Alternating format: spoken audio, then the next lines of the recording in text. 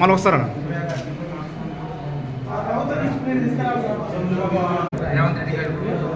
రేవంత్ రెడ్డి గారు వచ్చే ముందు ఖచ్చితంగా మా ప్రభుత్వంలో ఉద్యమకారులకి ఇచ్చినటువంటి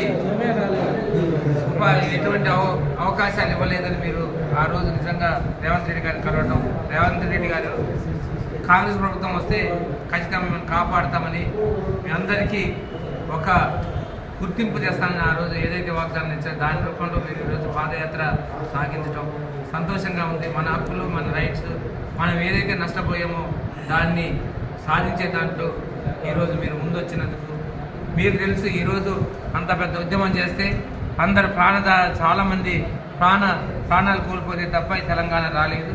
ఈరోజు మన ముఖ్యమంత్రులు కానీ ఏ మంత్రులు ఉన్నా కానీ మీ త్యాగాల వల్లే ఇంత మనకు తెలంగాణ వచ్చిందని చెప్పడానికి